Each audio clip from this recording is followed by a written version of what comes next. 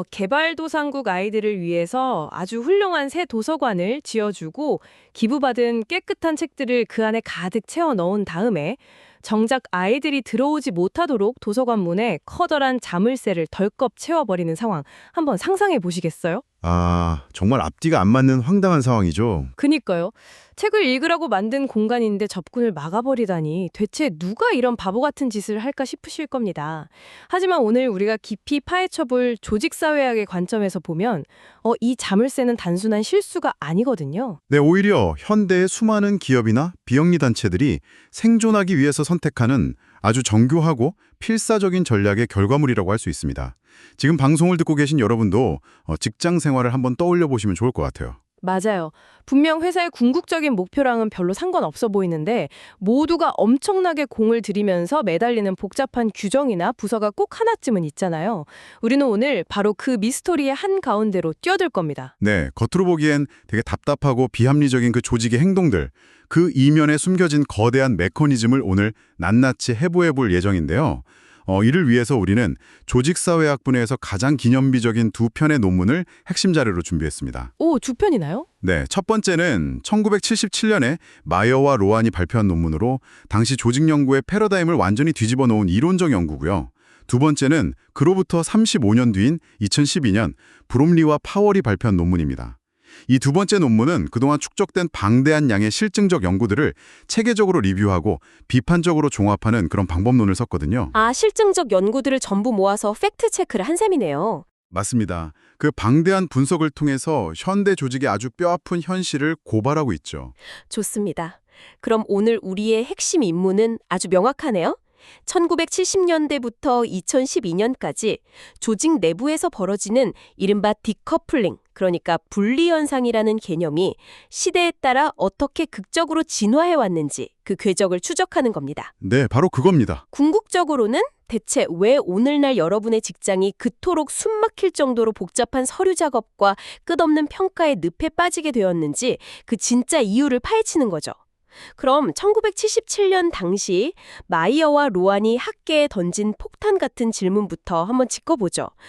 그 전까지는 사람들이 회사가 어떤 제도를 만들면 그게 다 합리적인 이유가 있을 거라고 굳게 믿었잖아요. 정확합니다. 1970년대까지만 해도 학계나 일반 대중이나 모두 조직을 아주 기계적이고 합리적인 존재로 믿었습니다. 공장이든 학교든 병원이든 그들이 새로운 부서를 만들거나 복잡한 규칙을 도입하는 이유는 오직 하나, 일을 더 효율적으로 잘하기 위해서라고 생각했죠. 성과를 극대화하기 위해서 최적화된 기계처럼 움직인다. 이렇게 본 거군요. 네. 그런데 마이어와 로아는 완전히 다른 아주 독창적인 시각을 제시합니다. 이 논문이 대단한 기여를 한 부분이 바로 여긴데요. 그들은 조직이 공식적인 구조나 규정을 도입하는 진짜 이유가 효율성 때문이 아니라고 주장했습니다. 효율성이 아니면 뭐 때문이라는 거죠? 외부 환경, 그러니까 국가의 법률이나 사회적 여론, 규제기관 등을 통해서 정당성을 얻고 생존에 필요한 자원을 확보하기 위해서라는 점을 통찰해낸 겁니다. 이들은 조직이 겉으로 내세우는 이런 화려한 공식 구조를 신화와 의례라고 불렀습니다. 신화와 의례라. 그러니까 회사가 막 거창하게 발표하는 윤리 강령이나 무슨 혁신 부서 신설 같은 것들이 일종의 종교적인 의식이나 보여주기식 쇼라는 뜻이네요. 아, 그렇죠. 실제로 일을 더 잘하려고 만든 게 아니라 외부에다가 우리 회사는 요즘 트렌드에 맞게 제대로 굴러가고 있습니다. 이렇게 믿게 만드는 장치라는 거죠. 와, 팩트 폭행이네요. 네, 그 정당성을 획득하는 것이 조직의 생존의 필수기니까요. 하지만 여기서 아주 치명적인 딜레마가 발생합니다. 외부 압력에 맞춰서 아주 그럴듯한 정책이나 부서를 만들었는데 막상 그 정책을 실제 업무에 적용하려고 보니까 현장의 효율성이 뚝 떨어지는 겁니다. 오히려 진짜 일을 방해하게 되는 거군요. 맞습니다. 조직의 기술적 핵심, 즉 제품을 생산하거나 서비스를 제공하는 진짜 일터의 작동을 방해하는 거죠. 그래서 조직은 아주 기발한 선택을 합니다. 겉으로는 외부 요구에 맞춘 훌륭한 정책을 채택해놓고 실제 현장에서는 그 정책을 의도적으로 무시하거나 전혀 실행하지 않는 방식을 택하는 겁니다. 아하. 마이어와 로아는 이것을 정책 관행 분리라고 정의했습니다. 겉으로는 우리 회사도 이런 훌륭한 글로벌 스탠다드 제도를 갖추고 있습니다. 이렇게 광고하지만 실제 일하는 방식은 옛날 방식 그대로 굴러간다는 거군요. 네, 논문에 등장하는 구체적인 사례를 보면 이 작동 방식이 훨씬 더 명확해집니다. 학교를 예로 한번 들어볼까요? 학교의 궁극적인 존재의 이유는 학생들이 지식을 깨우치고 성장하는 결과를 만들어내는 거잖아요. 당연하죠. 그게 학교의 본질이죠. 하지만 실제로 교육청이나 외부 기관이 학교를 평가할 때는 그 진짜 결과를 정확히 측정하기가 너무 어렵습니다. 그래서 국가가 요구하는 정식 자격증을 가진 교사를 고용했는지, 정해진 커리큘럼이라는 의뢰를 잘 따르고 있는지만 보는 거죠. 아, 서류상의 요건만 채우면 되는 거네요. 맞습니다. 학교 입장에서는 그 서류상의 요건만 완벽하게 갖춰두면 정당성을 인정받고 예산을 팍팍 지원받을 수 있죠. 하지만 정작 교실 문을 닫고 들어가서 교사가 아이들에게 어떤 방식으로 가르치는지는 철저히 분리해버리는 겁니다. 그럼 병원이나 계약도 마찬가지 상황이었겠네요? 네, 병원도 사실 의사가 환자의 병을 고치는 게 가장 중요하지만 혹시라도 의료사고가 났을 때 병원을 보호해주는 건 환자가 나았는가가 아니거든요. 우리가 정해진 의료 절차와 규정을 완벽하게 따랐는가, 바로 이겁니다. 절차라는 의뢰를 지켰다면 환자의 병이 낫지 않아도 병원은 책임을 피하고 정당성을 보호받는 구조죠. 듣고 보니 참 씁쓸하네요. 대학의 경우도 매우 흥미로운데요. 대학이 학생들의 실제 학업 성취도를 올리는 효율성과는 무관하게 오직 학교의 겉보기 명성, 즉 신화를 유지하기 위해서 엄청난 예산을 들여서 노벨상 수상자를 교수진으로 영입합니다. 아, 그 수상자가 실제로 학부생들을 얼마나 잘 가르치는지는 안 중요하군요. 전혀 중요하지 않죠. 그저 우리 대학에 노벨상 수상자가 있다. 이 상징적 정책 자체가 대학의 막대한 후원금과 우수한 학생들을 끌어들이는 정당성의 원천이 되니까요. 와, 이해가 쓱쓱 되네요. 잠깐만. 자, 이걸 한번 파헤쳐보죠. 이걸 제 일상에 대입해보면 딱 이런 상황 아닐까요? 제가 이제 건강해져야지 하고 굳게 다짐하면서 주변 사람들한테 나 이제 자기관리 철저하게 할 거야 라고 선언을 하는 겁니다. 그러면서 최고급 헬스장 연관 회원권을 덜컥 끊는 거죠. 아주 좋은 비유입니다. 그 회원권을 끊는 행위 자체가 외부의 시선을 의식한 어떤 정책인 거죠. 하지만 실제 제 일상은 어떤가요? 1년 내내 헬스장 근처에는 얼씬도 안 하고 퇴근하면 곧바로 소파에 누워서 치킨을 시켜 먹습니다. 그게 제 실제 관행인 거고요. 완벽하네요. 회원권을 샀으니까 사람들의 시선과 칭찬이라는 정당성은 챙겼지만 치킨을 먹고 쉬는 제 실제 삶의 효율성이나 즐거움은 전혀 방해받지 않는 거죠. 완벽하게 분리되어 있네요.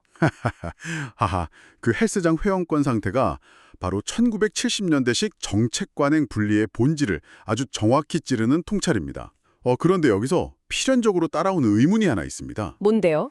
만약 주변 사람들이 당신이 헬스장에 단 하루도 가지 않는다는 사실을 눈치채면 어떻게 될까요? 조직도 마찬가지입니다. 겉다르고 속다른 이 불일치를 외부 감사관이나 정부 평가기관에 들키면 그동안 쌓아올린 정당성이 한순간에 무너질 텐데 과거의 조직들은 도대체 어떻게 그 오랜 시간 동안 이 속임수를 유지할 수 있었을까요? 글쎄요, 서류를 막 교묘하게 위조했거나 감사관한테 뇌물이라도 준 건가요? 아니면 들키지 않게 연기를 엄청나게 잘했던 걸까요? 마요와 로아는 여기서 신뢰의 논리라는 또 다른 핵심 개념을 꺼내듭니다. 당시 조직들은 이 불일치를 들키지 않고 유지하기 위해 아주 기발한 암묵적 합의를 맺고 있었습니다. 암묵적 합의요? 네, 바로 서로가 서로를 의도적으로 깊게 파고들지 않는 겁니다. 우리가 이렇게 그럴듯한 조직도와 규정을 만들어 뒀으니까 내부에서도 다들 선의를 가지고 각자의 역할을 잘 수행하고 있을 거야 라면서 맹목적으로 믿어주는 방식이죠. 굳이 들추지 않는 거군요? 네, 교장이 굳이 교실 뒷자리에 앉아서 교사의 수업 방식을 깐깐하게 감시하지 않고요. 외부 교육당국도 학교가 서류만 잘 제출하면 세부적인 실력을 막 캐묻지 않습니다. 서로의 민낯을 들추지 않고 적당히 넘어가는 것이 조직 전체의 생존과 평화에 훨씬 유리했기 때문이죠. 거대한 흐린 논하기 대작전이었군요. 너 헬스장 안 가는 거 나도 아니까 우리 서로 출석부 확인하자는 촌스러운 말은 꺼내지 말자 뭐 이런 거네요.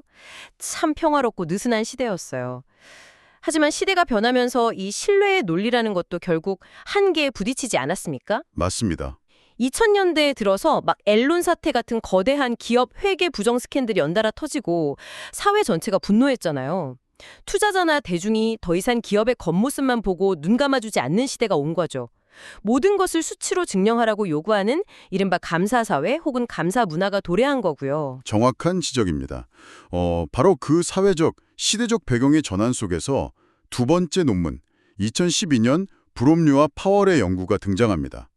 이들은 무려 수십 년간 축적된 방대한 실증 연구 데이터를 비판적으로 종합하면서 아주 놀라운 통찰을 이끌어냅니다. 어떤 통찰이었죠? 이들의 연구에 따르면 투명성을 요구하는 사회적 압력이 거세지면서 과거처럼 헬스장 등록만 해놓고 안 가는 식의 단순한 정책, 관행 분리는 점점 자리를 잃어가고 있었습니다. 깐깐해진 감시 덕분에 조직들이 예전처럼 대놓고 규정을 무시하기가 어려워진 거죠. 감사가 무서워진 거군요. 네, 하지만 이들은 여기서 독창적인 기여점을 제시합니다.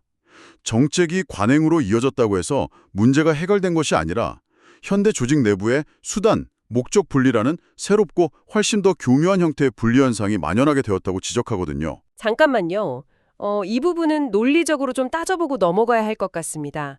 감사가 엄청 깐깐해져서 예전처럼 꼼수가 안 통하게 됐다면 결국 억지로라도 사람들이 헬스장에 가서 러닝머신을 뛰게 되었다는 뜻이잖아요? 그렇죠. 형식적으로라도 가게 된 거죠. 그러면 기업들이 마침내 정직해져서 외부와 약속했던 정책을 진짜로 일터에서 실행하게 된 거라면 오히려 아주 좋은 일 아닌가요? 회사가 마침내 제대로 일을 하기 시작했다는 건데 도대체 뭐가 문제라는 거죠? 여기서 아주 흥미로운 점이 발견됩니다. 외부의 압력과 감사가 심해지자 조직들이 마지못해 정책을 실제로 실행하기 시작했다는 점은 맞습니다. 당신의 표현대로 사람들이 드디어 헬스장에 출석해서 뛰기 시작한 거죠. 네. 하지만 현대 조직이 마주한 비극의 핵심은 그 치열한 실행이라는 수단이 정작 조직이 애초에 달성하고자 했던 진짜 목표, 즉 목적과 아무런 인과적 관련성이 없다는 데 있습니다. 인과성이 없다? 그게 무슨 뜻이죠? 정리하자면 1970년대의 불일치가 헬스장 등록만 하고 아예 가지 않는 실행 없는 상징이었다면 현대 사회의 불일치란 매일 헬스장에 출석 도장을 찍고 2시간 동안 땀 흘리며 운동복을 입고 돌아다니지만 정작 건강은 전혀 좋아지지 않는 목표 달성 없는 상징적 실행으로 진화한 것입니다. 와, 목표 달성 없는 상징적 실행이라. 네, 절차, 매뉴얼, 지표라는 수단은 완벽하게 따르고 실행하는데 조직이 세상에 존재해야 하는 본질적인 결과물은 전혀 나오지 않는 그런 기이한 상태에 빠진 거죠. 몸은 헬스장에 가 있는데 러닝머신 위에서 땀 한 방울 안 흘리고 스마트폰만 2시간 내내 보다가 샤워만 하고 나오는 그런 모습이 딱 그려지네요. 출석률 100%니까 감사관의 엑셀 파일에는 아주 우수 회원으로 기록되겠지만 실제 체지방은 1g도 빠지지 않는 거죠. 아니 도대체 왜 그렇게 똑똑한 사람들이 모인 조직에서 이런 어처구니 없는 수단 목적 분리 현상이 생기는 건가요? 불음리와 파월은 그 근본적인 원인을 인과적 불확실성이라는 개념으로 설명합니다. 현대 사회가 조직에게 요구하는 목표들은요, 과거처럼 단순히 공장에서 나사 몇 개를 더 조립하라는 식의 명확한 것이 아닙니다. 아, 시대가 복잡해졌으니까요? 맞습니다. 빈곤 아동의 교육 격차 해소, 직장 내 인권 보호, 지구 환경의 지속 가능성 같은 복잡 다단한 사회적 목표들은 그 성과를 수학 공식처럼 정확히 측정하기가 사실상 불가능에 가깝습니다. 어떤 활동이 그 거대한 목표 달성에 정확히 얼마나 기여했는지 인과관계를 증명할 수가 없는 거죠. 측정 자체가 너무 어려운 거군요. 네, 그러다 보니까 조직들은 궁극적인 목표 달성 여부를 증명하는 것을 아예 포기해버립니다. 너무 어렵고 위험하니까요. 그 대신 눈에 뚜렷하게 보이고 수치로 측정하기 쉬운 수단 그 자체에 맹목적으로 집착하기 시작합니다. 예를 들면 어떤 것들이죠? 관련 데이터를 얼마나 많이 수집했는지, 정책 매뉴얼을 몇 페이지나 새로 작성했는지, 혹은 다양성 관련 위원회 회의를 한 달에 몇 번이나 열었는지를 세는 거죠. 그 수단들이 진짜 빈곤을 해결하거나 인권을 향상시켜줄지는 아무도 모릅니다. 하지만 적어도 연말에 외부 감사관에게 제출할 아주 완벽하고 아름다운 보고서는 만들어지니까요. 성과를 무조건 숫자로 증명해야 한다는 그 강박 때문에 측정하기 쉬운 수단들로 진짜 본질적인 목적을 완전히 대체해버린다는 거군요. 완전히 주객이 전도된 상태네요. 그럼 여기서 제가 오프닝에서 이야기했던 그 도서관 자물쇠 이야기가 연결되는 건가요? 브롬리와 파월 논문에 등장하는 비영리 단체 룸투리드 사례죠? 네, 맞습니다. 룸투리드는 개발도상국 아동들의 문해력 향상, 즉 아이들이 실제로 글을 읽고 이해하는 능력을 키워주는 것을 궁극적인 목적으로 삼는 훌륭한 비영리 단체였습니다. 하지만 문제는 그들이 기부자들과 외부 평가기관에 자신들의 성과를 객관적 수치로 끊임없이 증명해야만 했다는 점입니다. 돈을 받으려면 증명해야 하니까요. 그렇죠. 그런데 아이들의 문해력이 얼마나 향상되었는지 측정하는 건 너무나 복잡하고 시간이 오래 걸리는 일이죠. 그래서 그들은 훨씬 측정하기 쉬운 지표, 즉 우리가 배포한 책의 수, 그리고 우리가 새로 지은 도서관의 수라는 수단적 지표에 모든 역량을 집중하기 시작했습니다. 책을 많이 뿌리고 건물에 많이 지었으니까 당연히 아이들의 문해력도 올라갔겠지 하고 인과 단계를 막연하게 퉁쳐버리거든요. 네, 맞습니다. 그런데 현장에서 그 수단적 지표를 완벽하게 달성하려다 보니까 아주 참담한 결과가 발생했습니다. 새로 지은 도서관에 기부받은 귀한 책들을 꽂아두었는데 아이들이 자유롭게 책을 꺼내 읽다 보면 책이 찢어지거나 분실되는 일이 당연히 생기잖아요. 애들이니까 당연히 그렇겠죠. 그런데 그렇게 되면 본부에 보고해야 할 현재 배포 및 보존된 책의 수라는 핵심 성과 지표에 구멍이 나게 됩니다. 결국 이 지표가 떨어지는 것을 막기 위해서 현장 관리자들이 도서관 문에 커다란 자물쇠를 채워버린 겁니다. 책을 보호하기 위해 정작 책을 읽어야 할 아이들의 접근을 막아버린 거죠. 세상에 진짜 비극이네요. 이것이 바로 수단을 완벽하게 실행하기 위해서 원래의 목적을 파괴해버리는 수단 목적 분리의 가장 소름 돋는 부작용입니다. 아이들에게 글을 가르치겠다는 그 진짜 목적은 온데간데 없어지고 오직 서류상의 재고 관리 지표만 덩그러니 남았네요. 근데 이런 코미디 같은 비극이 꼭 비영리 단체에서만 일어나는 건 아니잖아요. 굴지의 대기업들이 막대한 돈을 쏟아붓는 인사정책에서도 똑같은 일이 벌어진다고요? 네, 기업의 다양성 프로그램 사례가 이를 아주 잘 보여줍니다. 미국의 많은 대기업들은 고용평등, 즉 EEO 법률을 준수하고 사회적 비판을 피하기 위해서 대규모 전담 인사부서를 신설했습니다. 그리고 소수자 직원을 위한 멘토링이나 전사적인 다양성 교육 프로그램 같은 수단을 철저하게 실행에 옮겼죠. 확실히 실행을 하긴 했네요. 네, 과거처럼 부서 이름만 만들어두고 무시한 게 아니라 막대한 예산을 들여서 실제로 실행했습니다. 그런데 수십 년간의 누적된 고용 데이터를 분석해 보니까 충격적인 결과가 나왔습니다. 그렇게 많은 시간과 비용을 쏟아 부었음에도 불구하고 기업 내 실제 소수자 채용 비율이나 그들의 고위직 승진율이라는 진짜 목적은 거의 개선되지 않은 겁니다. 와, 헛돈을 쓴 거네요. 채용 시스템의 근본적인 차별 구조를 뜯어고치는 진짜 목적을 추구하는 대신에 그저 우리는 해마다 다양성 교육을 10시간씩 의무적으로 실시하고 있습니다. 라는 이 수단적 과정만을 열심히 실행하고 면죄부를 받은 것이죠. 환경 분야에서도 비슷한 사례가 있죠. 환경 세탁, 그러니까 그린워싱 문제인데 영국의 거대 석유 기업 BP 사례는 어떤가요? 이들은 어떻게 수단과 목적을 분리하고 있나요? 논문에서 다루는 시각에 따르면요. BP 같은 거대 기업은 막대한 자본을 들여서 재생에너지 연구에 투자하고 태양꽃 모양의 친환경 로고로 브랜드를 전면 개편하는 등 이런 환경보호 정책이라는 수단을 투명하고 대대적으로 실행합니다. 지속가능성 보고서도 매년 아주 화려하게 발간하죠. 로고도 바꾸고 보고서도 예쁘게 쓰고요. 네. 하지만 비판가들은 그들의 이 거창한 실행이 진짜 목적을 가리기 위한 거대한 연막이라고 지적합니다. 그들의 핵심 이윤 창출로는 여전히 막대한 탄소를 배출하는 심해 석유 탐사와 시추거든요. 본업은 그대로 유지하면서 네. 이들은 환경보호라는 목적을 달성하기 위해서가 아니라 대중과 규제기관의 시선을 자신들의 진짜 파괴적인 핵심 사업에서 돌리기 위한 방편으로 이 친환경 정책이라는 수단을 철저히 분리해서 활용하고 있다는 겁니다. 게다가 에드나 맥코넬 클라크 재단이라는 대형 자선단체의 사례도 이 현상을 아주 적나라하게 보여줍니다. 거긴 또 어떤 문제가 있었죠? 이 재단이 수혜단체들을 평가하고 지원금을 줄 때 그 단체가 지역사회에 실제로 어떤 긍정적인 사회적 변화를 가져왔는지 그 목적 달성 여부를 보는 게 아니었습니다.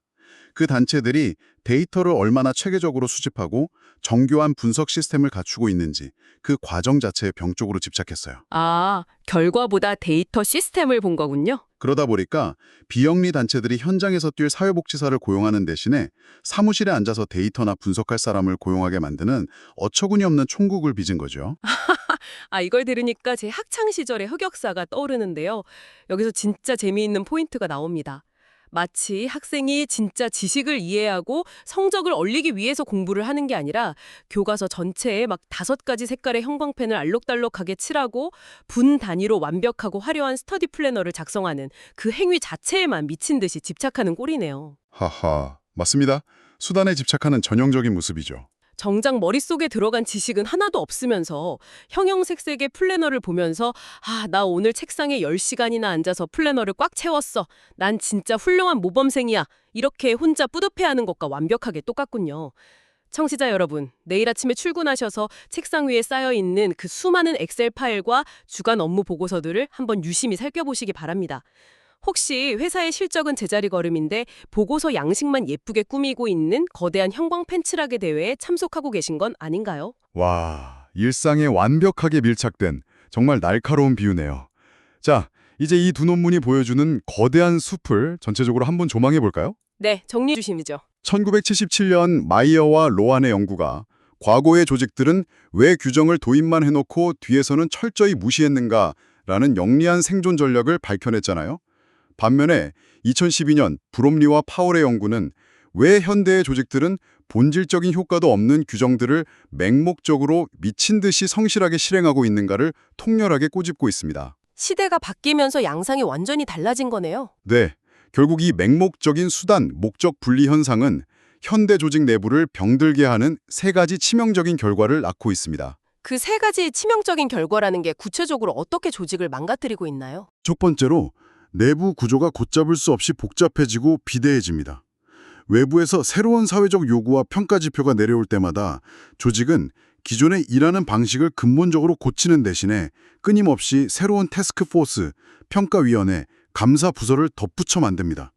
배가 산으로 가는 걸 넘어 배 위에 거대한 산을 계속 쌓아 올리면서 조직 전체가 무거워져 가라앉는 격이죠. 옥상옥 구조가 계속 생기는 거군요. 두 번째는요? 두 번째는 끊임없는 개혁의 굴레에 갇힌다는 점입니다. 조직원들이 열심히 작성한 서류와 보고서가 결국 실제 성과로 이어지지 않는다는 사실이 외부 감사에서 드러나면 조직은 목표 자체가 잘못되었다고 반성하는 대신에 우리가 쓴 보고서 양식이 문제였구나 라면서 또 다른 복잡한 평가 방식과 완전히 새로운 양식을 끝없이 도입합니다. 직원들은 매년 바뀌는 혁신안에 지쳐가고 문제의 본질은 영원히 해결되지 않죠. 진짜 숨막히네요. 매년 새로운 KPI 적어내라고 할 때마다 월요리가 아프잖아요. 마지막 세 번째는 뭔가요? 마지막 세 번째가 가장 치명적인데요. 바로 막대한 자원과 잠재력의 낭비입니다. 조직이 존재하는 핵심 이유, 즉 소비자에게 더 혁신적인 제품을 제공하거나 학생들에게 더 나은 교육을 제공하는 데 쓰여야 할 귀중한 예산과 시간, 그리고 직원들의 열정이 오직 감사관에게 보여주기 위한 서류 작업과 절차를 밟는 데 전부 타버리고 맙니다. 끔찍하네요. 진짜 듣기만 해도 전 세계 수많은 직장인들의 깊고 기쁜 한숨 소리가 여기까지 울려 퍼지는 것 같습니다. 그렇다면 전문가님, 이 두 논문이 결국 우리에게 던지는 메시지는 무엇일까요? 그냥 현대사회의 직장 생활은 원래 다 서류 낭비고 그런 거니까 체념하고 월급이나 받아라 이런 걸까요? 브롬리와 파월이 합계나 실무자들에게 제시하는 향후 연구의 방향성은 어디로 향하고 있습니까? 결코 체념하라는 의미가 아닙니다. 오히려 우리가 처한 이 부조리한 현실을 명확히 직시하고 근본적인 처방을 내리라는 강력한 경고에 가깝죠. 두 논문을 관통하는 통합적 결론을 바탕으로 향후 연구가 나아가야 할 방향은 세 가지로 요약됩니다. 어떤 방향인가요? 이제 학계는 단순히 회사가 정책을 만들고 안 지키더라라는 과거의 단순한 불일치 프레임에서 벗어나야 합니다. 앞으로는 조직 환경의 다양하고 모순적인 외부 압력들이 어떻게 조직 내부를 갈갈이 파편화시키는지 추적해야 합니다. 아하. 또한 애초에 외부 시선을 의식한 보여주기식 상징으로 가볍게 시작되었던 정책들이 시간이 지나면서 어떻게 조직원들의 숨을 턱턱 막히게 하는 강력하고 굳건한 관행으로 변질되어 버리는지 그 실증적인 변천 메커니즘을 낱낱이 연구해야 합니다. 상징이 족쇄로 변하는 과정을 연구하는 거군요. 네, 그리고 가장 중요한 것은 수단과 목적 사이를 가로막고 있는 그 거대한 틈, 즉 인과적 불확실성을 어떻게 과학적이고 진정성 있게 좁혀나갈 수 있는지 실질적인 대안을 찾아내는 것입니다. 지표를 달성하기 위한 지표가 아니라 조직의 진짜 존재 목적에 다가갈 수 있는 본질적인 측정 방식을 찾아야 한다는 뜻이죠. 훌륭합니다. 오늘 우리의 깊이 있는 대화가 어느덧 묵직한 결론에 다다랐네요. 청취자 여러분, 오늘 우리는 1970년대에 느슨했던 신뢰의 시대부터 모든 것을 측정하고 평가하려 드는 현대의 숨막히는 감사 사회까지 조직 사회학의 거대한 두 물결을 함께 헤엄쳐 왔습니다. 네, 정말 긴 여정이었죠. 거칠의 구조가 조직의 생존 전략이었던 시대를 지나 이제는 맹목적인 실행이 오히려 조직의 본질을 갉아먹는 시대가 되었습니다. 내일 출근하셔서 컴퓨터 모니터를 바라보실 때 한 번쯤 오늘 우리가 나눈 이야기를 떠올려 보셨으면 좋겠습니다. 당신이 지금 치열하게 매달려 작성하고 있는 그 수많은 성과 지표들은 과연 우리 회사의 혹은 당신 삶의 진짜 목적지를 향해 나아가는 나침판 역할을 하고 있나요? 아니면 그저 화려하게 형광펜만 칠하면서 위안을 얻고 있는 건 아닌가요? 마지막으로 청취자 여러분 스스로 고민해 보실 수 있는 도발적인 질문을 하나 던지고 싶습니다. 오, 좋죠. 어떤 질문인가요? 만약 현대사회의 조직들이 자신들의 투명성과 가치를 증명하기 위해 강박적으로 만들어낸 그 정교한 측정 도구들이 어느 순간 조직이 이 세상에 제공해야 할 진짜 가치 그 자체를 완전히 대체해버린다면 그 조직의 궁극적인 존재 이유는 과연 무엇이 되는 걸까요? 조직은 세상을 이롭게 하기 위해 존재하는 걸까요? 아니면 단지 평가를 받고 측정당하기 위해 존재하는 걸까요? 와, 머리를 한 대 맞은 것 같네요. 도서관 문에 굳게 채워진 그 차가운 자물쇠가 언제쯤 풀릴 수 있을지, 진짜 목적을 되찾기 위해 우리는 무엇을 부숴야 할지, 우리 모두가 각자의 일터에서 스스로 답을 찾아봐야 할 때인 것 같습니다. 오늘 심층탐구는 여기서 마칩니다. 여러분의 뻔한 일상 속에 숨겨진 1인치의 놀라운 진실을 찾아 다음번에도 더 깊고 흥미로운 주제로 다시 찾아뵙겠습니다.